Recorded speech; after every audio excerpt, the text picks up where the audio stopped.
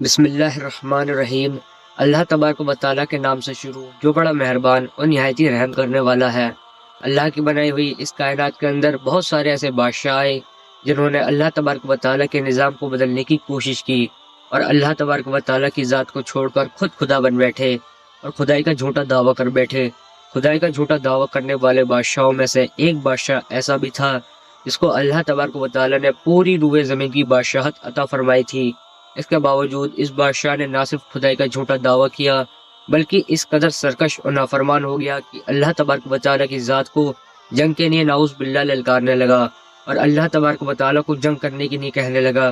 پیارے ناظرین، آج کی اس ویڈیو میں ہم آپ کو بتائیں گے کہ اللہ تبارک و تعالیٰ کو جنگ کے لیے للکارنے والا بدبخت بادشاہ نمرود کون تھا، اور جب اس بدبخت بادشاہ نے اللہ تبارک و تعالیٰ کو جنگ کے لیے للکارا تو پھر اللہ تبارک و تعالیٰ نے کون سی حقیر مخلوق کے ذریعے سے اس کے ساتھ جنگ کی اور اس بدبخت بادشاہ کو ہلاک کر دیا اور پوری دنیا کے لیے عبرت کا نشان بنا دیا۔ پیارے دوستو، قرآن پاک کے اس عبرتناک اور ایمان افروز واقعے کو سننے کے لیے آپ سے ہماری یہ گزارش ہے کہ آپ ہماری اس ویڈیو کو اینڈ تک ضرور دیکھیے گا۔ دوستو، اس دنیا کی تاریخ میں 4 بادشاہ ایسے گزرے ہیں کہ جن کو اللہ تبارک و تعالیٰ نے پوری روئے زمین پر حکومت عطا فرمائی تھی۔ ان میں سے 2 بادشاہ مسلمان تھے اور 2 کافر۔ مسلمان بادشاہوں میں سے ایک کا نام حضرت ذوالقرنین علیہ السلام ہے اور دوسرے کا نام حضرت سلیمان علیہ السلام ہے، جن کو اللہ تبارک و تعالیٰ نے منصب نبوت پر فرمایا تھا۔ اور کافر بادشاہوں میں سے ایک کا نام نمرود اور دوسرے کا نام بخت نصر تھا۔ پیارے دوستو، خدائی کا جھوٹا دعویٰ کرنے والا بادشاہ نمرود شہر بابل کا حاکم تھا۔ اس بادشاہ کا نام نمرود بن کنان بن کوس بن سام بن نوح تھا۔ پیارے ناظرین، روایت میں آتا ہے کہ اللہ تبارک و تعالیٰ نے نمرود کو پوری روئے زمین پر حکومت عطا فرمائی تھی اور اس بادشاہ نے پورے روئے زمین پر 400 سال تک حکومت کی۔ جابر اور ظالم بادشاہ تھا اور اس کے دور کے اندر بت پرستی عام تھی۔ لوگ اللہ تبارک و تعالیٰ کی وحدانیت کو چھوڑ کر بتوں کی پوجا کیا کرتے تھے اور نمرود کو اپنا خدا مانتے اور اس کی عبادت کیا کرتے۔ اس نمرود کے دور کے اندر بت پرستی اس قدر عام تھی، تمام نمرودوں نے اپنے خداؤں کے طور پر بہت سارے بت بنائے ہوئے تھے جن کی وہ لوگ پوجا کیا کرتے تھے۔ اس کے ساتھ ساتھ نمرود خود کو بھی خدا کہلواتا اور لوگوں کو اپنی پوجا کرنے کا حکم دیتا۔ اس قوم کی ہدایت کے لیے اللہ تبارک و تعالیٰ نے اپنے پیارے پیغمبر حضرت ابراہیم علیہ السلام کو فرمایا۔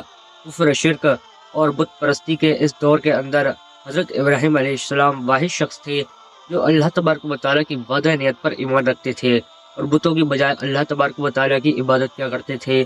حضرت ابراہیم علیہ السلام نے جب اس قوم کو اللہ تبارک و تعالیٰ کی ذات کو چھوڑ کر بتوں کی پوجا کرتے ہوئے دیکھا تو حضرت ابراہیم علیہ السلام نے اس قوم کو ہدایت کی طرف بلایا اور بتوں کی پوجا کرنے کی بجائے اللہ تبارک و تعالیٰ کی عبادت کرنے کا حکم دیا۔ حضرت ابراہیم علیہ السلام نے اپنی قوم سے فرمایا کہ اللہ تبارک و تعالیٰ کی ذات ایک ہے اور ہمیں اسی کی عبادت کرنی چاہیے، لیکن یہ نمرود قوم اپنے کفر شرک سے باز نہ آئی اور اسی طرح بتوں کی پوجا کرتی رہی۔ ایک دن حضرت ابراہیم علیہ السلام نے اس قوم کے جھوٹے خداؤں کو اس قوم کے سامنے جھوٹا ثابت کرنے کا ارادہ کیا اور حضرت ابراہیم علیہ السلام اس مقام پر تشریف لے گئے جہاں ان کے تمام بت پڑے ہوئے تھے جن کی وہ لوگ پوجا کیا کرتے تھے۔ حضرت ابراہیم علیہ السلام جب اس قوم کے بت خانے میں پہنچے تو وہاں ان کے تمام بت پڑے ہوئے تھے۔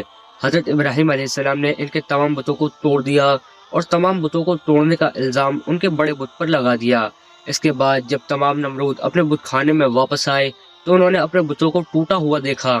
نمرود قوم اس بات کو اچھی طرح سے جانتی تھی کہ ہمارے اندر صرف حضرت ابراہیم علیہ السلام ہی واحد شخص ہیں جو بتوں کے خلاف باتیں کرتے ہیں اور بتوں کی بجائے اللہ تبارک و تعالیٰ کی عبادت کرنے کا حکم دیتے ہیں۔ لہٰذا جب نمرود نے اپنے خداؤں کو ٹوٹا ہوا دیکھا تو وہ سمجھ گئی کہ یہ کام حضرت ابراہیم علیہ السلام کا ہے۔ چنانچہ تمام نمرودوں نے حضرت ابراہیم علیہ السلام سے بدلہ لینے کے لیے حضرت ابراہیم علیہ السلام کو قتل کرنے کا منصوبہ بنا لیا۔ چنانچہ سب کے سب نمرود کے دربار میں حاضر ہوئے اور نمرود کو سارا واقعہ سنایا اور نمرود سے حضرت ابراہیم علیہ السلام کو سزا دینے کا کہا۔ اس طرح نمرود نے جب یہ بات سنی تو وہ آگ ببولہ ہو گیا اور اس نے ایک مقام پر آگ جلانے کا حکم دیا۔ نمرود نے یہ حکم جاری کیا کہ ایک وسیع میدان کے اندر آگ جلائی جائے اور اس کے اندر حضرت ابراہیم علیہ السلام کو ڈال دیا جائے۔ چنانچہ نمرودوں کے حکم کے مطابق ایسا ہی کیا گیا۔ دور دراز سے بہت ساری لکڑیوں کو اکٹھا کیا گیا اور ایک وسیع میدان کے اندر جمع کیا گیا اور اس کے اندر آگ جلا دی گئی حضرت ابراہیم علیہ السلام کو سزا دینے کے لیے۔ جو آگ جلائی گئی تھی وہ اس قدر زیادہ تھی کہ اس کے شعلے آسمان کو چھو رہے تھے۔ پیارے دوستو، جب نمرود کے حکم کے مطابق ایک وسیع میدان کے اندر آگ کو جلا دیا گیا تو اس کے بعد حضرت ابراہیم علیہ السلام کو اس آگ کے اندر ڈال دیا گیا۔ جیسے ہی حضرت ابراہیم علیہ السلام اس آگ کے اندر تشریف لائے تو اللہ تبارک و تعالیٰ نے فوراً اس آگ کو حکم دیا کہ آگ تو حضرت ابراہیم علیہ السلام پر ٹھنڈی اور سلامتی والی ہو جا۔ تو وہ آگ اللہ تبارک و تعالیٰ کے حکم کے مطابق حضرت ابراہیم علیہ السلام پر ٹھنڈی اور سلامتی والی ہو گئی۔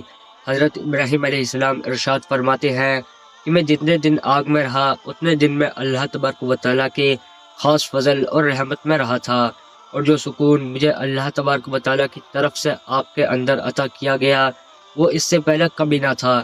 پیارے دوستو، کچھ دنوں کے بعد حضرت ابراہیم علیہ السلام اس آگ سے زندہ باہر تشریف لے آئے۔ یہ منظر دیکھ کر تمام نمرود حیران رہ گئے، لیکن اس کے باوجود نمرود اور نمرود قوم اللہ تبارک و تعالیٰ کی وحدانیت پر ایمان نہ لائی اور اسی طرح اپنی بت پرستی کے اندر مبتلا رہی۔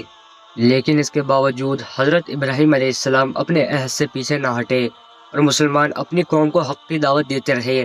حضرت ابراہیم علیہ السلام نے نمرود کو بار دفعہ سمجھایا اور اپنے کفر شرک سے باز آنے اور اللہ تبارک و تعالیٰ کے دین پر ایمان لانے کا کہا۔ حضرت ابراہیم علیہ السلام کی یہ بات سن کر نمرود اللہ تبارک و تعالیٰ کی بدنیت کا انکار کرنے لگا اور حضرت ابراہیم علیہ السلام سے مناظر کرنے لگا، اور حضرت ابراہیم علیہ السلام کے سامنے نمرود نے خدائی کا دعویٰ کر دیا۔ نمرود نے حضرت ابراہیم علیہ السلام سے مناظر کرتے ہوئے یہ سوال کیا کہ تیرا رب کون ہے؟ تو حضرت ابراہیم علیہ السلام نے ارشاد فرمایا کہ میرا رب وہ ہے جو زندگی اور موت دیتا ہے۔ یہ بات سن کر نمرود مسکرانے لگا اور حضرت ابراہیم علیہ السلام سے کہنے لگا کہ یہ تو میں بھی کر سکتا ہوں۔ چنانچہ نمرود نے تکبر کے ساتھ 2 قیدیوں کو بلایا جس کو سزائے موت ہو چکی تھی۔ ان میں سے ایک کو نمرود نے قتل کر دیا اور دوسرے کو آزاد کر دیا۔ چنانچہ حضرت ابراہیم علیہ السلام کے بار بار دعوت حق دینے سے نمرود تنگ آ گیا، اور تنگ آ کر نمرود حضرت ابراہیم علیہ السلام سے کہنے لگا کہ اگر تیرا خدا سچا ہے تو اس کو بول کہ اپنی فوج بھیجے اور میرے ساتھ جنگ کرے۔ چنانچہ جیسے ہی نمرود نے حضرت ابراہیم علیہ السلام کے سامنے یہ بکواس کی تو فوراً حضرت جبرائیل علیہ السلام حضرت ابراہیم علیہ السلام کی بارگاہ میں حاضر ہوئے اور حضرت ابراہیم علیہ السلام سے کہنے لگے کہ اللہ تبارک و تعالیٰ کا لشکر جنگ کے لیے تیار ہے۔ حضرت جبرائیل علیہ السلام یہ بات سن کر حضرت ابراہیم علیہ السلام نمرود سے کہنے لگے کہ اللہ تبارک و تعالیٰ کا لشکر جنگ کے لیے تیار ہے۔ چنانچہ حضرت ابراہیم علیہ السلام کی یہ بات سن کر نمرود حضرت ابراہیم علیہ السلام سے کہنے لگا کہ مجھے 3 دن کی مہلت دی جائے تاکہ میں اپنی جنگ کی تیاری کر سکوں۔ چنانچہ نمرود کو 3 دن کی مہلت دے دی گئی۔ پیارے دوستو، ان 3 دنوں میں اس نے اپنی جیت جان سے تیاری کری۔ نمرود کو 3 دن کی مہلت دے دی گئی۔ پیارے دوستو، کیونکہ نمرود کی حکومت پوری دنیا پر تھی، ان 3 دنوں کے دوران نمرود پوری دنیا کے بڑے بڑے جنگجوؤں کو اکٹھا کیا اور وہ بہت سارے ہتھیاروں کو جنگ کے لیے بھی تیار کیا۔ اور جب نمرود نے 3 دن کے اندر اندر اپنی تمام تیاری مکمل کر لی، اس کے بعد نمرود حضرت ابراہیم علیہ السلام سے تکبر کے ساتھ للکار کر کہنے لگا کہ ہماری فوج جنگ کے لیے تیار ہے، اپنے رب سے کہو کہ اپنی فوج کو بھیجے اور ہمارے ساتھ جنگ کرے۔ نمرود کی یہ بات سن کر حضرت ابراہیم علیہ السلام اللہ تبارک و تعالیٰ کی بارگاہ میں دعا کرتے ہیں، اور اللہ تبارک و تعالیٰ نے مچھروں کی ایک فوج کو بھیجا۔ ان مچھروں کی تعداد اتنی زیادہ تھی کہ وہ پورے آسمان میں پھیل گئے۔ اللہ تبارک و تعالیٰ نے ان مچھروں کو نمرودی فوج پر مسلط کر دیا۔ اللہ کے حکم سے دیکھتے ہی دیکھتے وہ مچھر نمرودی فوج کا گوشت کھا گئے اور ان کا خون پی گئی۔ اس وقت نمرودی فوج کی صرف ہڈیاں باقی رہ گئیں۔ جب نمرود نے اس دردناک منظر کو دیکھا تو وہ اپنی محل کی طرف دوڑا اور اپنی بیوی کے کمرے کے اندر چھپ گیا۔ اسی دوران اللہ کا حکم سے ایک لنگڑا مچھر نمرود کے گھر میں داخل ہوا، اور جب نمرود نے اس مچھر کو دیکھا تو اپنی بیوی سے کہنے لگا یہی وہ مخلوق ہے جس نے ہماری فوج کا یہ حال کر دیا ہے۔ نمرود اپنی بیوی سے گفتگو کر ہی رہا تھا کہ اتنے میں وہ لنگڑا مچھر اللہ کے حکم سے نمرود کی ناک میں داخل ہو گیا، اور وہ لنگڑا مچھر نمرود کے دماغ کو چاٹنے لگا۔ جب وہ لنگڑا مچھر نمرود کے دماغ کو چاٹتا تو نمرود کو اس سے اتنی تکلیف ہوتی کہ وہ اپنے سر کو دیواروں میں مارنے لگ جاتا۔ اس طرح اللہ کے حکم سے وہ لنگڑا مچھر کئی دنوں تک نمرود کے دماغ میں رہا۔ اس وقت نمرود نے اپنے محل کے اندر یہ حکم جاری کروا دیا کہ جو بھی محل کے اندر داخل ہو وہ پہلے نمرود کے سر پر جوتے مارے۔